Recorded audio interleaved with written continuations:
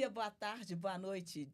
De onde quer que você esteja, espero que você curta agora o podcast Pode Sim com Esther Sanches. Se você estiver na América do Sul, na América do Norte, na Ásia, na Oceania, na Europa, está começando aqui agora o Pode Sim com Esther Sanches. E hoje o meu convidado especial é uma pessoa extremamente amável, amigo, companheiro, um político maravilhoso e também o delegado, gente. Estamos aqui agora com o delegado, deputado estadual, Cristiano Xavier. Seja muito bem-vindo, doutor. Obrigado, Esther. Obrigado aí a todos que estão aí acompanhando. Pode Sim, essa pessoa maravilhosa que é a Esther Sanches, que é uma amiga, uma empreendedora, uma mulher, né, de muitas virtudes, amiga de muitos, que a gente vive se encontrando aí nas curvas da vida. E recentemente estive aqui na cidade de Alvinópolis com ela, também reunido de outros amigos, e é sempre um prazer enorme retornar aqui nessa terra tão querida e amada, que eu já tive o prazer também de ser delegado de polícia há alguns anos atrás. E serviu aqui, né, na nossa região. Base em João Molevade, né? Mas aqui Isso. era a sua jurisdição. Não, na verdade, foi o primeiro local que eu fui delegado de polícia. Eu tenho 28 anos já que eu estou na Polícia Civil do Estado de Minas Gerais, entrei como investigador de polícia, sempre em delegacias de ponta, delegacias especializadas, e passei no concurso de delegado de polícia em 2006. E foi para Rio Exatamente, Piracicaba. minha primeira lotação como delegado de polícia, mas eu já tinha mais de quase 10 anos de investigador, na Polícia Civil também, mas como delegado de polícia foi em Rio Piracicaba e Bela Vista de Minas, né? Como marca Rio Piracicaba, eu respondia também sim, por Bela Vista de Minas, que faz parte da Delegacia Regional de João Molevade, e que, vez ou outra também, eu respondia por Alvinópolis como delegado, ampliava nossa competência para várias cidades aqui do entorno. São Domingos do Prata, Nova Era, enfim. Então, fiquei cerca de 2 anos nessa região que fiz muitos amigos, uma região muito próspera, e a gente, com muito prazer, teve essa contribuição também na segurança pública aqui dessa região, do Médio do Piracicaba. Inclusive, um grande amigo nosso, que é da PM, né? De Rio Piracicaba, hoje ele está está na área de comunicação da PM, lá de João Molevade, o tenente José Wilson te mandou um abraço. Ele disse, será que ele se lembra de mim? Na época que ele foi delegado lá, eu era comandante lá. Olha que legal, lembro do capitão Eleutério da época, lembro de muitas pessoas que me abraçaram, que me acolheram aqui na região, tanto da Polícia Militar quanto da Polícia Civil, tanto amigos comerciantes, amigos que duram até hoje. Então, sempre que eu venho, que eu posso estar na região, eu gosto de passar para revê-los. Eu tenho uma pequena propriedade aqui também próximo, né? Que é Bom Jesus do Amparo. Que onde, inclusive, está tendo, né, um evento esse final de semana, a cavalgada lá, né? Nós estamos nessa época de julho agora, que é a época das cavalgadas, né? Então, para todo lugar está tendo muita festa, é muita festa boa, são cavalgadas, são rodeios.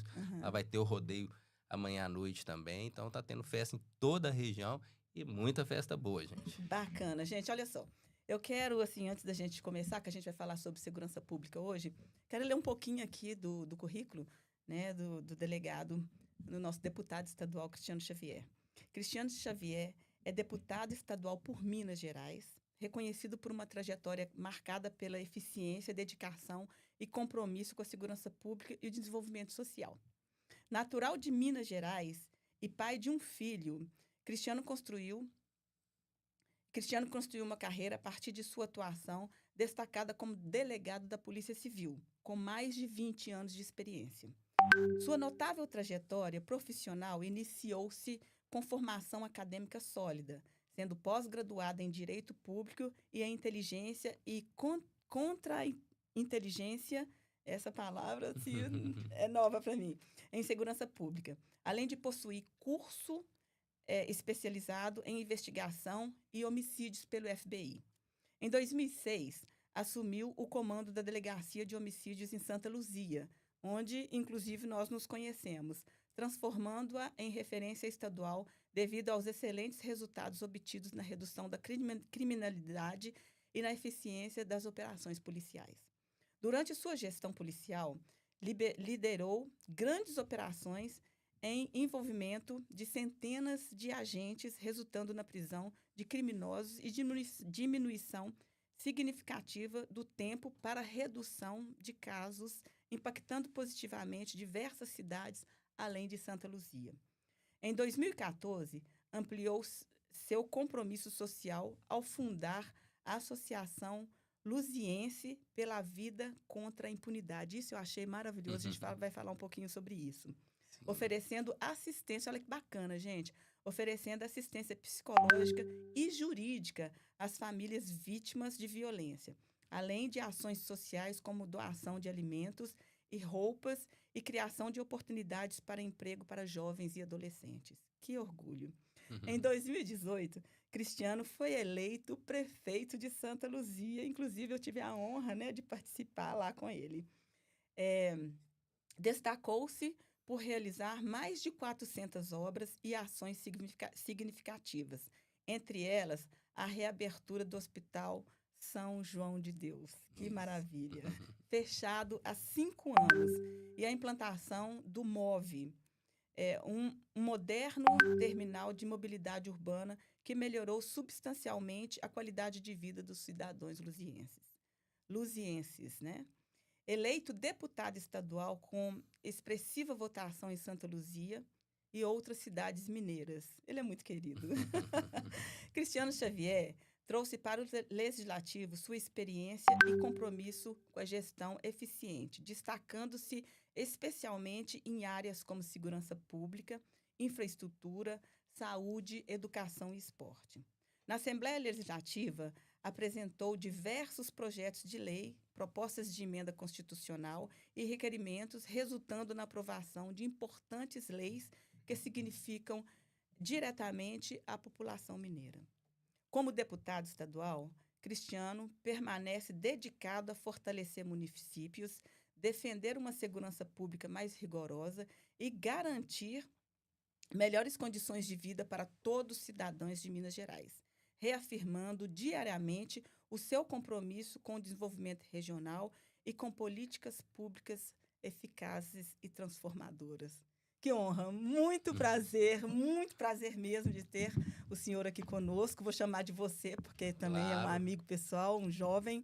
E eu gostaria que você falasse um pouquinho sobre essa questão de dar esse apoio para as famílias, né, onde principalmente as mulheres ficavam vulneráveis na perda dos seus entes queridos. Quando eu era delegado maridos. de polícia, né, lá na cidade de Santa Luzia, depois de já ter passado por várias outras delegacias, né, ter várias outras experiências, eu fui ser delegado de homicídios em Santa Luzia, né? A gente mexia só com crimes dolosos contra a vida. E ao longo dos anos, isso vai afetando muito a gente vai vendo que a gente precisa de outras ferramentas para que a gente possa fazer uma frente maior de combate a essa criminalidade. E eu, junto com outros amigos, outras mães que tiveram seus filhos assassinados, pais que tiveram suas filhas assassinadas, a gente se uniu e nós montamos essa entidade, né, que é a Associação Vital, que dá amparo jurídico, psicológico e social para vítimas de pedofilia, vítimas de violência doméstica, vítimas de crimes contra a vida. E a diretoria ficou toda formada dessas pessoas mesmo. E a maioria delas que perderam filhos assassinados. E aí a gente se uniu e cada um tinha uma coisa boa, um tinha um advogado, tinha uma psicóloga, então todos se voluntariando, cada um atuava na sua frente de sabedoria, né? Bacana. Então, nós tínhamos psicólogo, nós tínhamos advogados, nós tínhamos assistente social, fazia diversos encontros, a gente fez muita amizade com pessoas de grupos de empresa, com o supermercado BH, então a gente tinha um programa do menor emprego, muitas vezes assassinava o pai da casa, por exemplo, então a família ficava muito abalada, né? Então, a gente dava esse amparo e encaminhava os filhos menores para o programa do primeiro emprego. Bacana. A gente, ao longo da nossa trajetória lá dessa associação, foram mais de 500 jovens encaminhados para o primeiro emprego. E eu tenho amizade com algumas famílias até hoje, alguns que começaram lá como menor aprendiz, viraram até gerentes já do supermercado, em outras empresas também. Então, foi uma atitude muito louvável, sabe? E esse foi isso que acabou. Ainda? Continua. E foi isso que acabou nos levando para a política lá, né? Porque o trabalho era como policial, mas aí teve essa veia social também, e aí acabou projetando essa questão política, né? Muitas pessoas, candidato a prefeito da cidade, que precisa de alguém que tenha essas características e tal. Acabou que eu me candidatei lá e eu tenho certeza que esse trabalho na associação também, ele somou muito para essa decisão que eu tomei naquela época e também pro povo, né, que a gente Sim. atendia, e a gente já tinha anos e anos de trabalho já prestado em toda aquela comunidade, grande parte dela muito carente, né, porque Santa Luzia é uma cidade de 230 mil habitantes, É bem mas grande, com né? algumas dificuldades, né, de toda a Aham. região, da maioria das cidades da região metropolitana, né? Então a gente conseguiu fazer esse trabalho e sim impactou de forma muito positiva na redução da criminalidade. Essa sua eh, preocupação com o social, eu fiz parte um pouco, né? Porque no seu mandato como prefeito, né? Na sua gestão como Uhum, prefeito, a gente fez 3 eventos de mulheres lá, né? Eu quero verdade. mandar um abraço especial lá para Isa Gândula, para Vaninha, a Isa que tem um trabalho super legal também, né? Voltado para a Isso. terceira melhor idade. Fala um pouquinho sobre isso aí. As mulheres em Santa Luzia e também os idosos, né? Os da Pois é, eu terceira até melhor hoje me idade. transformei no presidente da Frente Parlamentar em Defesa da Melhor Idade e em fiscalização das ILPIs. Eu acho que isso também se deve ao trabalho muito próximo, dedicado e que a gente gostava de fazer com esse grupo da melhor idade, né? Em Santa Luzia, quando eu fui prefeito, a gente teve o prazer de ter a dona Isa lá, que é uma senhora Sim, de 72 anos e que tem uma trajetória e uma vontade e, e o jeito mesmo, o traquejo de trabalhar com uma esse grupo. Ela vitalidade, reunia né? mais de 500 Sim. idosos lá, ela é aclamada por esse público todo, leva eles para passear, faz diversas atividades, boliche, zumba. Ela que coordenou o Centro da Melhor Idade, o Centro de Convivência nosso lá durante o período que eu fui prefeito e Sim. cuidou com maestria, né, do bolso dela. Muitas vezes ela comprava um arranjo de flor, um lugar para pôr uma rede debaixo de uma árvore, toda jeitosa, toda carinhosa. E a gente sempre que a gente pôde, a gente sempre incentivou esse trabalho dela e ajudava ela com as ferramentas necessárias para ela desempenhar o trabalho dela. Tanto que você foi em alguns dos eventos, né, Sim, sim, que ela realizou lá, alguns deles através da prefeitura. A sim. dona Isa é reconhecida, inclusive, na Rede Globo, né, com Sim, o sim. prêmio Aham. de bom exemplo. Verdade. Então, tudo que é bom também faz parte de uma rede, né? De pessoas boas, comprometidas. Sim. Ninguém faz nada sozinho. Então, é a união de várias pessoas boas, com as ferramentas necessárias. Então, o trabalho lá desenvolveu por causa disso, porque tinha gente comprometida por Uhum. trás, com as ferramentas, e ela, com aquele seu amor todo, com seu carinho, ajudando a cuidar dessa bandeira tão importante para nós. Isso é verdade. Então, essa questão social é que te levou, né, te empurrou de uma certa maneira para o lado político.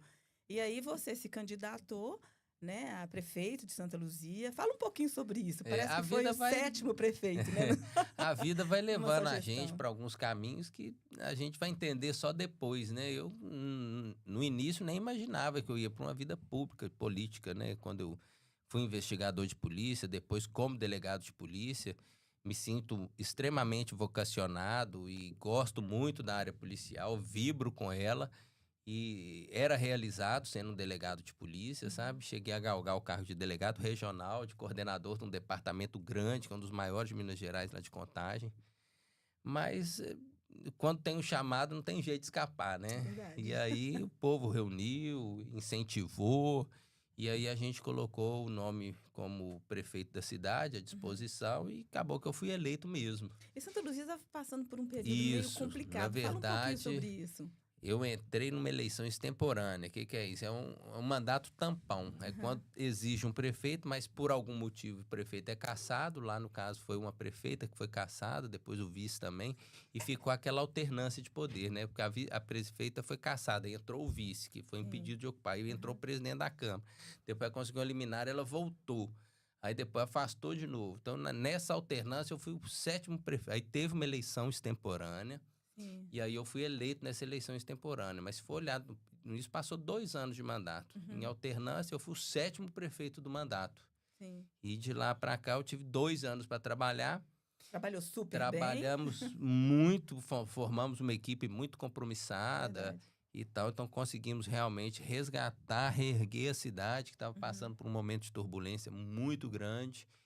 e depois fomos para a reeleição. Fui reeleito novamente com 75% dos votos. Então, assim, tem uma honra danada. Mais de 80 mil votos, né?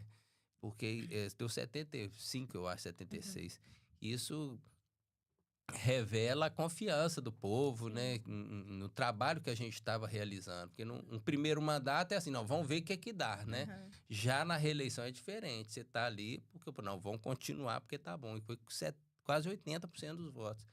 Então foi muito gratificante e a gente viu a oportunidade depois, durante o segundo mandato, de eu me afastar para disputar para deputado estadual. Na realidade, você ficou 2 anos também, né? Mais 2 do outro mandato que eu fui reeleito, né? Sim. E aí a gente viu a oportunidade de lançar o nome a deputado estadual, porque a cidade, apesar de 333 anos, nunca tinha tido até então um deputado estadual na história dela, né? Então eu renunciei ao cargo no segundo mandato já e disputei para deputado estadual e fui eleito, sim, o deputado pela primeira vez na história da cidade de Santa Luzia, um deputado da cidade, sabe? Com 83.500 votos. Também fui bem votado também. E saí eleito de lá, tive 61 mil votos só em Santa Luzia, mas ainda tive quase 25 mil votos fora. Então foi muito bom, foi uma votação muito grande e que a gente tenta honrar o tempo inteiro, né? Também no segundo para terceiro ano de mandato e trabalhando cada vez mais com projetos de leis, com presença, ocupando comissões, frentes parlamentares e dando de tudo para que a gente possa contribuir cada vez mais com esse estado, que é muito rico, cheio de oportunidades, né, e que tem uma representatividade muito importante para o Brasil. A gente sabe que você tem feito bastante para o servidor público, né, principalmente nessa área de segurança pública. Mas eu recebi alguns telefonemas de alguns amigos que são delegados e a pergunta maior foi em relação, né, remuneração, que está bem aquém, né, segundo eles, que deveriam estar recebendo. Você tem feito alguma coisa para ajudar a classe? Sim, a gente faz o tempo inteiro, né? Apesar de eu ser da base do governo, né?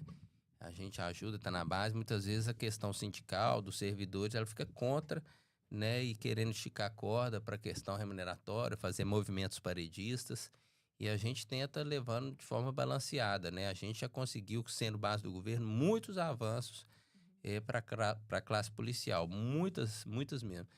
A última agora é a implementação do Vale Alimentação, que é para quem está na ativa é muito importante, mais importante ainda para aquelas pessoas que estão na base. Sim. Né? Porque dá cerca de R$ 1.600, salvo engano, e não desconta imposto. Então, assim, é um valor que para quem está na base é fenomenal, mas para quem já está no topo de uma carreira já não significa tanto. Sim.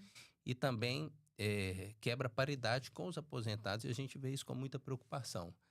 Mas essa foi uma das pequenas conquistas, mas é que a gente mais quer e que a gente mais trabalha por ela e que toda oportunidade a gente tenta, sensibiliza o governo do estado, sensibiliza o vice, o secretário de governo, é a questão realmente das perdas inflacionárias. E dessas perdas inflacionárias tiveram vários momentos, vários movimentos de rua, das entidades de classe, tanto dos delegados, investigadores, da Polícia Militar, mas que realmente teve poucos avanços. Teve algumas recomposições salariais, mas juntando todas ainda que das recomposições que não foram feitas durante o governo, dá mais de 40%. A gente está passando hoje por um momento muito complicado do Estado, né? Da dívida, né? De mais de 60 bilhões de reais, que está quase inviabilizando o Estado, né? Então, o momento, além disso, é muito difícil para uma recomposição salarial das perdas inflacionárias, sabe? E esse não é um movimento só também da segurança pública. Todos os servidores públicos se mobilizam todo ano, o tempo todo. Então, tem muito movimento lá também do pessoal da saúde, da educação, que é a maior massa de trabalhadores, né? Os trabalhadores da educação, do fisco, de várias frentes de serviço público, né? O momento que o Estado passa realmente é muito complicado, está sendo votado aí, né, todas essas ações aí pro Propag, né, o Programa de Pleno Pagamento da Dívida, que está em voga aí o tempo inteiro, tanto que estão falando em federalizar a CEMIG, federalizar a Copasa, Codemig. Então, um momento difícil do Estado, né? Alguns outros estados aderiram ao regime de recuperação fiscal, e aqui a gente está com esse movimento Propag, né? E juntando aí as forças para que a gente possa reerguer também o Estado nessa questão aí econômica. Juntando as forças, você tem outras pessoas, né, te ajudando nisso aí? Ou isso é uma iniciativa sua? Não, Você está correndo tem atrás sozinho? várias pessoas lá fazem parte dessa luta em defesa dos servidores públicos, né? Mas a questão do Propag, Programa de Pleno Pagamento na Dívida, isso é um acordo com a União, do governo federal, do senador Pacheco, junto com o governo do estado. São várias mãos, é uma coisa muito complexa e que caminha em passos largos, com muito debate em várias comissões na Assembleia Legislativa o tempo inteiro. Bacana, bacana. E eu vi que você tem uma emenda aí para conseguir mais viaturas aí. Fala um pouquinho sobre isso, porque assim, a gente precisa de mais viaturas aqui para A Alvinópolis e para verdade, nossa a segurança comarca. pública é uma preocupação de todos, né, gente? Segurança pública, infelizmente, a gente teve a publicação recente agora do Atlas da Violência e a gente viu que a criminalidade ela aumentou. Sim. E é uma preocupação enorme. O número de roubos aumentou, o número de homicídios aumentou 8%, o número de feminicídios, ainda mais quando faz um recorte das mulheres negras, aumenta 22%. O crime contra os idosos aumentou nos últimos 10 anos quase 40%. Então, são crimes que vão preocupando a gente. E que a gente vai trabalhando projetos de leis que a gente possa, que a gente sabe que, se votadas e sancionadas, que vão, logicamente, impactar na redução da criminalidade, né? E nesse mistério, eu acho que eu fiz alguns projetos de lei muito importantes que contribuem sobremaneira aí para o enfrentamento à criminalidade. Um deles é o PSEG, que é o Programa de Incentivo ao Aparelhamento da Segurança Pública, que é um programa que já vem dado muito certo no estado do Rio Grande do Sul. Um projeto de lei exitoso lá, que somente ele, com seus investimentos, jogou no caixa do governo do estado lá cerca de 120 milhões de reais no ano passado. É como se fosse uma lei Rouanet da segurança pública. A lei Rouanet, você faz captação, né, dos impostos para fazer incentivo de um show, de uma cultura, do esporte. Essa lei, que é o PSEG, ela deixa o empresário de descontar até 5% do ICMS dele para pôr esse recurso na segurança pública. Então, até a pedido também de alguns delegados que eram do estado do Rio Grande do Sul, mas eram delegados em Minas Gerais, eu entrei com esse projeto de lei e passou nos 2 turnos. Ele era, inclusive, muito maior, ele foi desidratando ao longo do tempo nas comissões, por causa de uma questão de iniciativa, e ele foi aprovado nos 2 turnos e sancionado pelo governador do estado há uns 15 dias atrás, né? Então, eu acho que é uma grande oportunidade, uma grande lei que, sem dúvida nenhuma, vai contribuir aí muito para o enfrentamento à criminalidade. E entrei com uma PEC também, que é uma proposta de emenda, né, constitucional, que altera um artigo da Constituição do Estado e que coloca como 10% das emendas impositivas de cada deputado estadual que serem carimbadas obrigatoriamente na segurança pública. Excelente. Então, só isso por si só já joga nos cofres do governo do estado, sem haver qualquer aumento de despesa, cerca de 200 milhões de reais em investimento de segurança pública. Eu tenho certeza também que seria um duro golpe na criminalidade, que é um valor muito considerável. Isso aí daria para renovar nossa frota como um todo, daria para comprar muitos armamentos, investimentos em prédios próprios.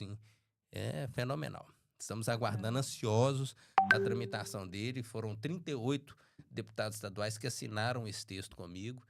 E tá já para sair o relator dele. Eu tenho certeza também que vai ser aí uma contribuição boa que vamos deixar do nosso mandato. Que ótimo. E eu gostaria muito já de pedir, de antemão, pelo menos 2 viaturas aqui para Alvinópolis, né? Um pedido aí de toda a cidade, principalmente do pessoal da polícia, tanto civil quanto da polícia militar, que é importante demais, Isso. né? Nós temos, Eu nós até temos... sendo, né, delegado de polícia e a gente ter essa proximidade com as forças de segurança, grande parte já das nossas emendas impositivas a gente já coloca na segurança pública. Eu já coloquei mais de 10 milhões de reais ao todo, mais de 10 milhões de reais ao todo de investimentos em segurança pública. É muito recurso, certeza aí à frente de muitos outros colegas. Essa próxima semana mesmo a gente vai entregar, salvo engano, 3 viaturas na cidade administrativa, 2 drones. Essas já foram carimbadas lá atrás. Algumas pistolas Glock. Aí nós vamos pôr na lista aí, conversando com a turma. e a gente recebe todo, e as necessidades são muitas, né? Sim. A gente tem que ver a necessidade de cada qual e o que a gente consegue fazer. Eu tenho certeza que a hora de todo mundo vai chegando. Tomara. Eu tenho uma pergunta aqui que foi enviada também por uma autoridade que eu achei muito interessante. Considerando o cenário atual, qual você acredita ser o maior desafio emergente para a segurança pública nas grandes cidades, e quais as estratégias inovadoras poderiam ser implementadas para enfrentá-los? Olha só, a gente vê aí que alguns, até países, né? A gente foi olhar, você me lembrou quando você estava me lendo essa pergunta, que país é o Salvador, né? Que a Sim. gente toda hora, o Bukele aí tá toda hora na televisão, o Romeu Zema, nosso governador, até foi lá algumas semanas atrás, ver o modelo lá dele, que era um país totalmente devastado por drogas, por Sim, gangues, sim. e que ele tá com mais de, salvo engano, 2% da população encarcerada. Ele tem lá mais de 100 mil encarcerados. País pequenininho, um pouco maior do que Belo Horizonte. Tem uns 100 mil encarcerados. A gente for fazer uma proporção aqui com Minas Gerais, com o Brasil. O Brasil tem cerca de 150 mil encarcerados. Um país daquele tamanho de Belo Horizonte está com 100 mil encarcerados. Está mudando totalmente a estratégia lá, uma política totalmente voltada para prender mesmo, Segurança cana pública dura, mesmo, sem trégua. E agora eu vi até um anúncio dele essa semana aí, que ele vai dar agora faculdade para todo mundo, gratuita para todo mundo que quer estudar. Então, o cara está sendo estudado aí por todo mundo. Nosso governador Romeu Zema teve lá nas últimas semanas aí, o Trump, se não me engano.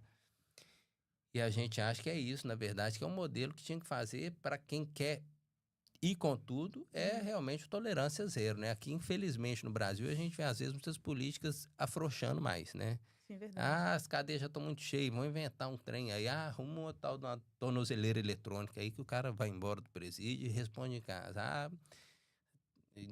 Tava pouca coisa ainda. Agora vamos inventar audiência de custódia. Faz a audiência já na hora da prisão, logo em seguida, e já libera para responder em casa. Então, a gente vê sempre no Brasil a tendência dessas políticas de não encarceramento, contrário de outros, né? O aumento da população de rua também em Belo Horizonte, principalmente nas principais capitais aí que a gente vê que tá muito complicado, tá muito perigoso, mas que São Paulo agora, os últimos meses, tá toda hora nos noticiários, falando, cadê os moradores de rua? Cadê a Cracolândia? Onde que eles foram parar? Aí eu até estava vendo uma entrevista do Tarcísio de Freitas, o governador, essa semana, explicando como que ele tem feito lá para tirar grande parte desses moradores de ruas, né? Belo Horizonte ainda não. Belo Horizonte está tudo quieto, está aumentando. Nos últimos 5 anos, quase que mais que dobrou. Verdade. Então, gente, ninguém precisa inventar a roda quando a gente tem modelos que estão dando certo em todos os lugares. E boa vontade também, né, Exatamente. Mas é difícil. Todas as mudanças, quebras de paradigmas, encontram desafios enormes. Então, grupos rivais, né? O grupo desse que protege tal coisa, o grupo que protege tal, muitas vezes desvirtua aquele cenário, muitas vezes utiliza aquilo como plataforma política também, né? Então, tem que ter realmente bom senso e tal, igual... E a gente vê que está funcionando em alguns lugares e tentar implementar aqui. Eu acho que essa que é a saída, não é fácil, né? Combater o crime é muito difícil mesmo. A gente vê que estão renovando aí o Plano Nacional de Segurança Pública, mas de forma muito tímida, mudando só atribuições. Eu acho perdendo, inclusive, uma grande oportunidade de fazer mudanças mais relevantes para realmente, né, enfrentar o crime de frente. Porque está muito e tem aumentado bastante. Entre os jovens também, né? Principalmente entre os jovens. E eu tenho visto tímidas ações para mudar isso, né? A gente viu até essa semana aí a mudança no aumento de pena para quem abandona idosos. Agora estão começando a falar também que vão aumentar a pena para questão de furto de celular, que é de tempo inteiro. Algumas ações que estão sendo feitas, mas eu ainda acho tímida diante do cenário caótico que tem sido a violência, né? A gente vê, ela está cada vez mais perto de nós. É verdade. E eu, ano passado, eu fui vítima de cárcere privado. Eu cheguei na minha caixa, 3 ladrões lá dentro. Que isso? Eu fiquei refém lá durante quase 5 minutos lá. Passei um aperto danado. E como foi resolvido isso? Aí, no final das contas, eu vi que eles já tinham arrombado uma porta. Eles iam acabar de arrombar outra e me matar, porque cheio de trem de polícia lá em casa, era um domingo. Sim. Aí eu tive que usar minhas artes marcianas e fui pra cima de um, consegui desarmar um deles e eles correram. tudo filmado e tal, mas você tá doido. Isso passa E um são jovens, aperto são jovens ou pessoas desgraçado. mais velhas? Tudo jovem, Esse tudo que é o jovem, problema. é. Eu tinha... Eu já conheço mais 3 deputados que também foram vítimas lá, um de roubo, outro de sequestro também. O negócio não tá brinquedo, não. O negócio tá muito complicado. O crime tá em todos os lugares, não só na periferia, mas em todos os lugares. Furto, roubo de carro sem parar. Crimes contra as mulheres, demais Muito, também. cresceu demais Crime de isso. violência doméstica. Crimes relacionados à sexualidade, abuso sexual. Gente, tá muito. E para mim, o que desestimula o crime? É pena alta e cadeia dura mesmo. Acredito Se nisso a gente também. ficar com esse trem aí de pôr tornezeleira eletrônica, negócio de ficar pondo audiência de custódia e mandar embora para ir respondendo em casa, eu acho que isso só estimula o delinquente. Porque o cara vai falar, isso não dá nada para Não mim, dá não. nada, não é? É verdade. A gente viu o cara que foi na semana passada preso e até o comandante-geral da PM falou, um cara lá em Santa Luzia, que tomou um tiro da PM, foi 70 passagens na polícia, 70 passagens externas na polícia, um entra e sai danado na polícia. Uma hora o cara fala, isso nem dá nada, Não dá não. nada mesmo, não. E Infelizmente. fica inconsequente. Então, o cara tem que fazer um crime e ficar preso, agarrado mesmo, pro cara desestimular. Não, esse trem aqui tá por fora, não E compensa, sentir não. que a cadeia realmente é Exato. um lugar que Não é ele tem que hotel também, aprender, não não. é É hotel, né? trabalhar e O que tá. você acha, por exemplo, de prevenção? Eu tinha um projeto, inclusive eu até apresentei aqui, hoje ele está nas mãos da ministra Carmen Lúcia. Eu fui apresentei em Alvinópolis, depois Dom Silvério, aí fui para Rio Piracicaba, João Monlevade, de lá passei para a secretária de Segurança Pública e está nas mãos da ministra Carmen Lúcia.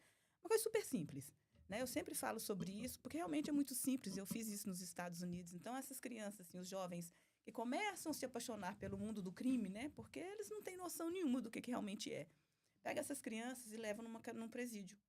E ali, naquele presídio, ele vê como que é a vida ali dentro, né? E no finalzinho do turismo, né? Da cadeia que eu chamo, aí chama jovens da idade deles para dizer para eles como que é a vida lá dentro. Então, a gente fazia isso nos Estados Unidos. Eu tive um centro cultural lá. Olha só. E assim, 99,9% das crianças, somente um não saiu do mundo do crime e ele foi assassinado há 3 anos atrás, 2 anos Olha só. atrás. Mas dava um choque muito grande. Essa criança saía, voltava para casa, melhorava o comportamento na escola, melhorava o comportamento na sociedade, dentro de casa, melhorava as notas e, assim, desapaixonava completamente pelo mundo do crime. Eu gostaria muito de implantar isso aqui no Brasil, sabe? Mas, infelizmente, tem o conselho tutelar, tem os pais e tal. Eu acho bem Então, isso é meio complicado. polêmico, né? O que você acha, assim, em relação à prevenção? O que pode ser feito em relação à prevenção? Tanto para o jovem, né? Isso é adolescente. feito o tempo inteiro, né, gente? Se não fosse essa prevenção aí, o trem estaria pior. mais esculhambado ainda. E existem várias frentes de prevenção. Igreja, por exemplo, é uma grande força de contenção social, gente. Se não fosse essas igrejas aí, É verdade. muitas vezes o cara tá passando ali na rua, tá indo cometer um trem, vê uma porta de uma igreja aberta, entra ali, escuta uma palavra tal e deixa de cometer um crime, sai daquela agonia dele. E existem várias casas de terapia, que fica com os drogados, casas terapêuticas também são outros agentes importantes nessa prevenção. E vários. Eu fui na inauguração de um centro de prevenção à criminalidade na semana passada agora, né, em parceria com o programa Fica Vivo e o Mediação de Conflito. Lá em Contagem, lá são 3, né? Já tinha uma lá na região do Nova Contagem, no Ressaca, agora abriram na região do Estrela d'Alva. São regiões, bolsões de pobreza muito carentes, muito problemáticas, tem o GEPAR, que é a Força Policial, e que o governo do estado, através da Subsecretaria de Prevenção, eles identificam que naquela região ali é importante fazer esse trabalho de prevenção. Então, eles abrem esse núcleo e lá atuam de várias formas. Eles têm quase 18 tipos de projetos. Aula de futebol, escolinha de informática, isso, aquilo, outro. Mas Muito fazem importante. mediação de conflito, pega um que tá brigando com o outro lá no meio do aglomerado e fuma um cachimbo da paz ali com eles, resolve tudo entre eles ali. E são essas ações que ajudam a focar e dá resultado. Dá muito resultado. Eu acho que todas as ações que forem para somar, para evitar que o crime aconteça, é melhor ainda. O melhor crime é aquele que não aconteceu, né? É aquele que foi prevenido, né? Então, esse que é importante. Por isso que a educação também é um outro fator muito importante de contenção social também, de de ajuda à melhoria na segurança pública. E segurança pública não é só polícia batendo, correndo atrás de traficante, não é. É uma ação de vários fatores, né? Educação de qualidade, uma saúde funcionando bem, é uma assistência social dando guarita com saneamento básico. Sim. São várias coisas somando, mas claro, também uma mão forte do Estado, né, para aquele que sair da curva ser punido de forma rigorosa. Aí eu acredito nisso, né? Todo mundo fazendo seu papel, o Estado, inclusive, fazendo seu papel de forma que muitas vezes a gente sabe também que não faz e que deixa a desejar. É aí que entra as milícias, é aí que entra esses crimes organizados aí. Na falta do Estado, eles entram, dominam e passam a dominar e comandar, né? Tanto que em países, né, onde esses pilares são bem fortes, o índice de criminalidade é muito pequeno, né? E eu sei que é dos Estados Unidos aí, é um belo exemplo disso. Eu tava vendo como é que Los Angeles estava um tempo atrás aí também, de gente usando droga no meio da rua e tudo, porque a legislação lá mudou justamente na questão da descarcerização. Sim. Tentar tirar as pessoas do cárcere, não estava dando certo, isso antes do Trump. Depois parece que já teve algumas mudanças, que já está resgatando, que já está recolhendo essas pessoas. Mas eu vi alguns vídeos, inclusive depoimento, conversa de alguns amigos que moram e frequentavam lá, que falou assim, Cristiano, tá igual São Paulo. Sim, pior, a Calçada da Fama, aquele lugar, o sonho americano. E quem estava indo lá uns anos atrás, assim, estava assim, como que essa política aí de despenalização, descriminalização, pode usar droga agora que não é crime mais, é só infração. Pode entrar numa loja e roubar tudo também que não é crime. Exatamente. Eu vi cada vídeo lá deles arrombando, roubando tudo, que tinha tem um determinado valor, não é crime. Isso não funciona não, gente. Aí o sonho americano virou pesadelo americano. Verdade. Lá. E a questão do presidente Trump agora, né, ele vindo, né, com toda essa política, as pessoas logicamente estão criticando porque tem alguma coisa que ele realmente está, né, pegando muito pesado, principalmente em relação à política externa, mas a política interna era necessário o Trump nesse momento, porque os Estados Unidos estava perdendo, né, a identidade, os Estados Unidos estava perdendo o poder, né, que ele sempre teve, porque o importante dos Estados Unidos que o poder dele não é só para ele tem um poder de ajudar outros países também, né? Então, estava perdendo isso. Eu quero falar, gente, assim, hoje é dia 4, né, de 4 de julho, é dia da independência dos Estados Unidos, né, delegado? Verdade. É um dia muito importante nos Estados Unidos, talvez um dos mais importantes lá nos Estados Unidos. Hoje é feriado lá. Quero mandar um beijo muito especial para os meus amigos que estão me assistindo lá, para minha família, que hoje tem, assim, praia, deve estar um dia maravilhoso, porque é verão nos Estados Unidos agora. Então, todo mundo fazendo seu churrasquinho lá fora. E vai ter também o show pirotécnico mais tarde. Então, parabéns, Estados Unidos, por mais essa data. E a gente está comemorando aqui hoje com o delegado, o nosso querido deputado estadual, Cristiano Xavier, que está aqui hoje falando sobre segurança pública. Eu tenho mais uma pergunta aqui super legal, né, que foi também mandada por uma autoridade. Como a evolução da tecnologia, incluindo inteligência artificial e vigilância avançada, pode ser balanceada para aumentar a segurança sem comprometer excessivamente a privacidade e as liberdades individuais? Esse é o grande desafio, né? Como que você está querendo fazer uma segurança e hoje... Gente, ninguém quer ser testemunha de nada para começar. Então, para apuração de crime... Eu apurei um crime lá em Santa Luzia, que entrou um cara armado numa sala de aula com 18 alunos na sala de aula, descarregou o revólver num dos alunos, eu interroguei os 17, né, porque um morreu. Não, eu não vi nada não, abaixei para pegar uma borracha na hora, não, eu tava no meu WhatsApp, eu não vi nem quem que entrou, mas todo mundo morre de medo. Tem medo, realmente. Se o cara tem a audácia de entrar numa sala de aula, cheia de gente, assim, descarregar, sem máscara, sem nada, um revólver no outro, quem que quer ir pra frente do juiz ou pra frente do delegado fala, é esse cara aqui que fez isso. Até mesmo porque ele não vai ter segurança nenhuma depois, exatamente, né? O cara vai chegar na casa dele e matar ele e a família inteira. O cara fica com medo. Então, hoje em dia, gente, essas questões, dessas provas objetivas que a gente chama, que é filmagem, esse tipo de coisa, prova ali, DNA, um fragmento de uma identidade, isso é extremamente importante hoje. Então, a tecnologia passou a ser primordial aí na segurança pública. E em tudo, né, gente? Você acompanhou essa guerra aí agora do Irã, Estados Unidos, Israel, que loucura, né? Cada drone pequenininho que chegava lá, que jogava uma bomba, míssil teleguiado, viajando continentes e tendo uma precisão tão enorme, né? Hoje a tecnologia veio para ficar, né, Esther? Que é pro bem ou pro mal, mas ela não volta para trás, não. A tecnologia só vai avançando cada vez mais e é a preocupação, né?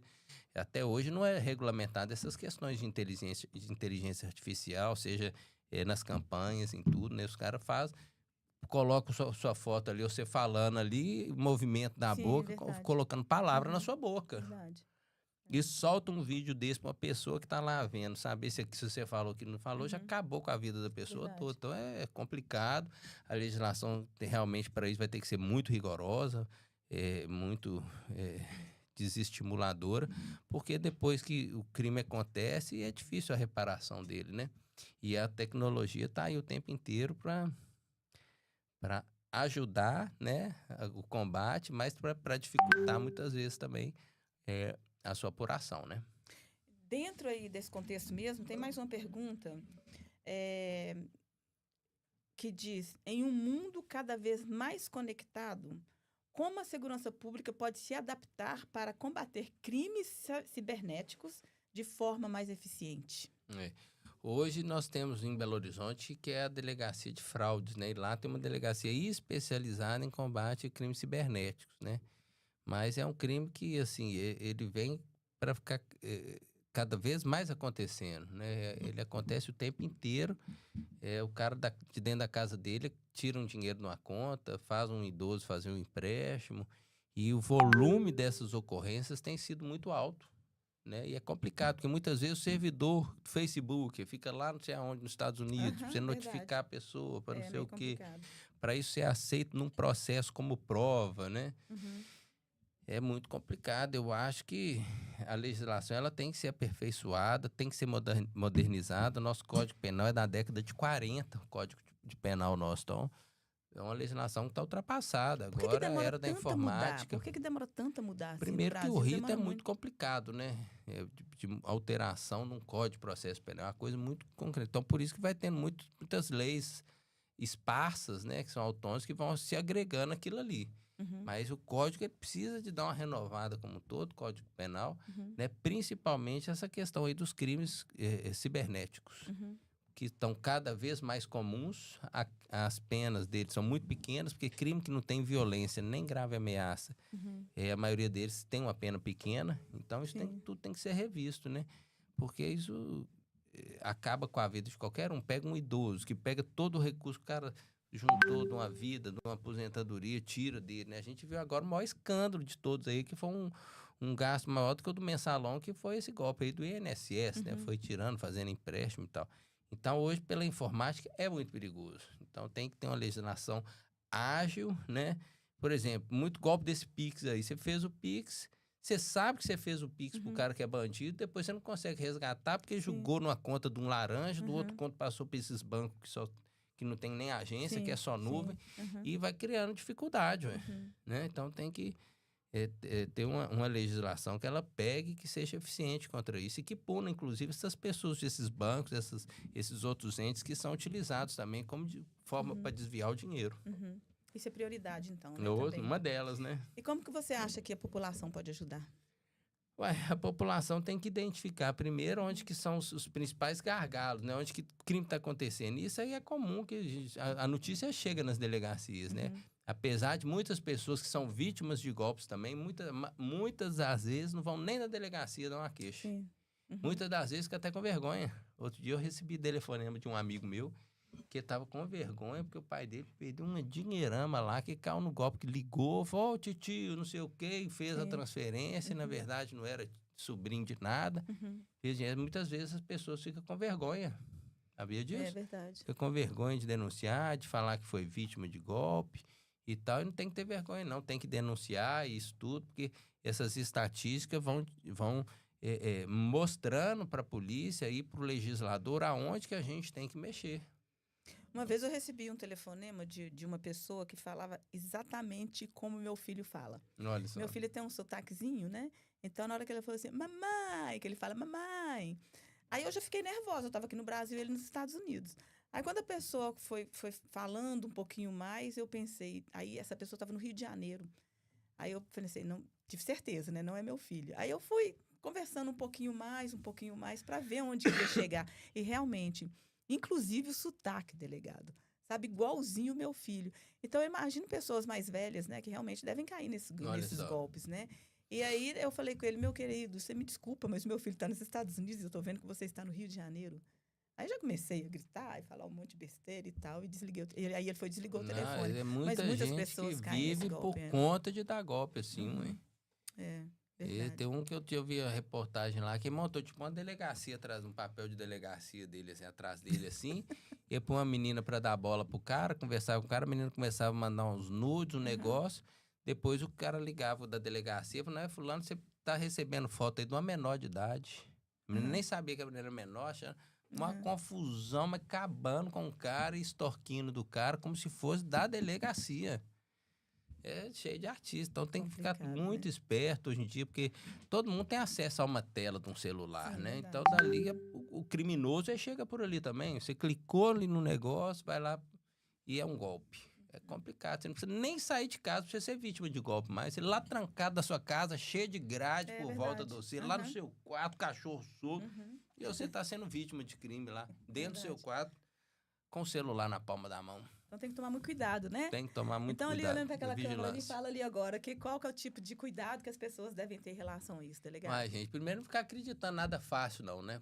Porque muitas vezes o estelionatário também, ele se aproveita que a vítima também tá querendo ganhar vantagem e aí ela acaba sendo vítima de um crime. É ter ciência, trabalhar com site seguro, não ficar clicando em qualquer coisa, não ficar acreditando em nada muito bom demais da conta para ser verdade, né? Porque todo mundo está sujeito a ser vítima de algum crime.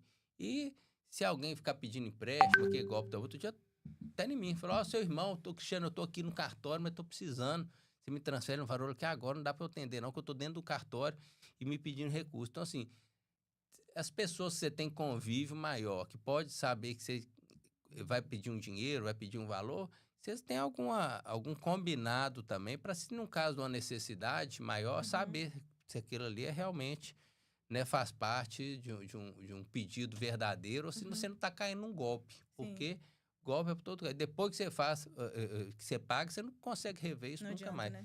Hoje um assessor mesmo do meu gabinete foi vítima disso. Falou que era o tio dele que estava na estrada, estava chegando em Belo Horizonte, estava precisando de um dinheiro. Transfere R$1.000, meu carro estragou aqui. O Nick anda comigo o dia inteiro. Caiu no golpe, Anda transferiu. comigo o dia inteiro. Aí caiu, mandou R$1.000 pra ele. Depois ele ficou desconfiado. Assim, ligou pro tio dele. Nada, o tio dele tava lá na cidade de quieto lá. E ele viu, nossa, eu caí num Que coisa golpe de mais 1.000 chata. conto num Pix aqui. Nossa, pai do céu. Delegado, vamos falar de política? Bora, velho. E agora, quais são os próximos planos? O ano que vem é ano eleitoral, com certeza. Espero que você possa, né, tentar novamente aí para conseguir, para continuar, né, dar continuidade a esse trabalho tão A maravilhoso. vida já é uma campanha, né? A gente, desde que a gente nasce, a gente já tá fazendo campanha, né? Porque a vida é isso, né? Relação, é amizade, é contato, é um ajudando o outro. Então, para mim, se é ano eleitoral ou se não é ano eleitoral, para mim muda pouco, porque eu sou autêntico na minha essência do jeito que eu sou mesmo. Eu rodo os 4 anos, eu tô presente nas cidades os 4 anos. Querido, diga-se de passagem, as pessoas ficaram, desculpa te interromper, as pessoas aqui no nosso evento semana passada Legal, ficaram assim apaixonadas por você, homens, que mulheres, legal. homossexuais, todos assim, como ser humano, né? E eu Então, falo a assim, mesma coisa, todo mundo te né, elogiou todo mundo, bastante. É um obrigada. privilégio ter a Esther aqui na cidade, ela movimenta aqui nossa cidade.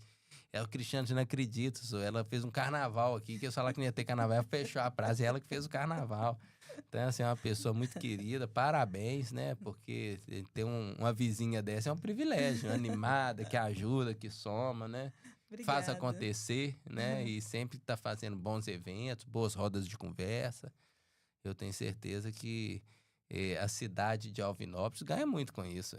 Obrigada. Mas aí, voltando aí à política, então, a Aí gente vai dar tá sempre continuidade aí, rodando. né? Esse trabalho. Eu Ano que que vem é candidato também. sim, E eu para fui continuar. prefeito de Santa Luzia, então meu reduto principal de votos saiu de lá, de Belo Horizonte, tudo, né? Mas como eu tenho essa vivência aqui na região também do Médio Piracicaba.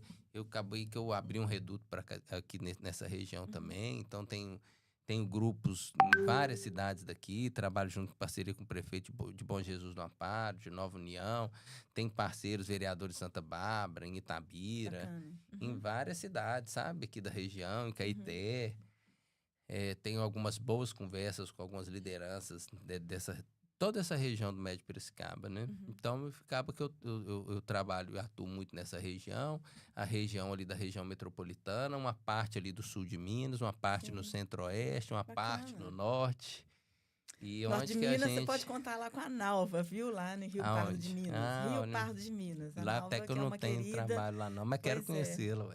Ela faz um trabalho muito bacana lá e ela está disposta realmente a ajudar. Que legal, viu, Nalva? Aí, ó, o delegado Cristiano Xavier vai aí te visitar para você arrumar uns votinhos aí para ele e vocês fazerem bastante coisa juntos. E é bom, né? A política, ela é boa, porque a política é o que move o mundo, é a política, né? A política realmente que toma as decisões, que dá o tom, né, que chega na vida das pessoas, que influencia como que vai ser.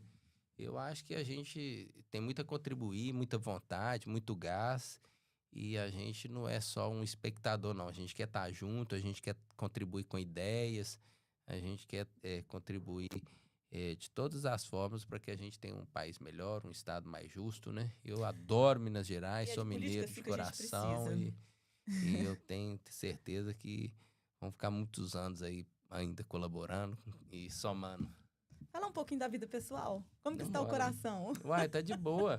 Parabéns, inclusive, eu fiquei sabendo que você teve um bebê recentemente, nasceu mais né? um neném, agora é o terceiro, né? Eu tenho 2 filhos, um mora até no estado do Rio Grande do Sul.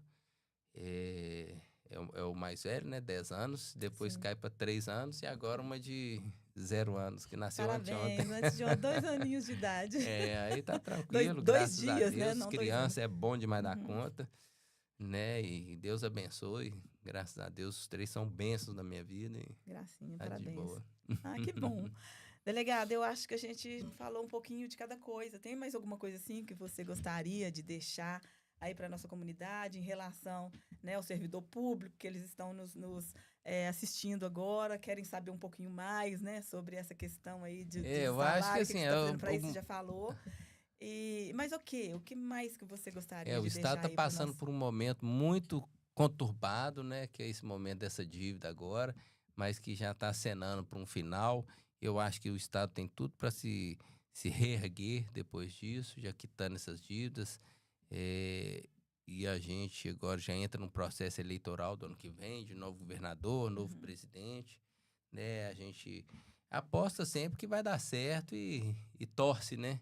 Que não é fácil, mas eu acho que o Brasil é um país muito rico, Minas Gerais, muito né? Bom de se viver. Muito rica também, e de gente boa, de gente trabalhadora. Então a gente tem os principais ingredientes para que a gente possa aí se destacar como o melhor país do mundo, né? Aqui não tem tragédia, muito pouca tragédia natural, até que tá tendo algumas, né? A gente viu a enchente do Rio Grande do Sul ano passado e tal, coisa que a gente não via, mas esses eventos climáticos extremos tá chegando em todos os lugares também, né? Verdade.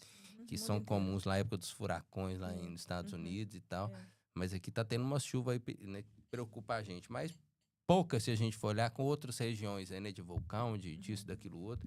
E a gente tem uma beleza natural inimaginável, um país grande, cheio de riqueza. Eu acho que tem tudo para dar certo, né? Só faltam alguns ajustes, né? E a gente torce para que seja feito, né? Para que esse jogo aconteça, para que se entre um presidente, que ele tenha um congresso, para que faça as mudanças necessárias, assim como aqui no estado. E queremos estar junto nesse processo de mudança sempre. Claro, mudança para melhor. Lógico. Muito obrigada, delegado. Eu que agradeço, Esther. Gente, olha só.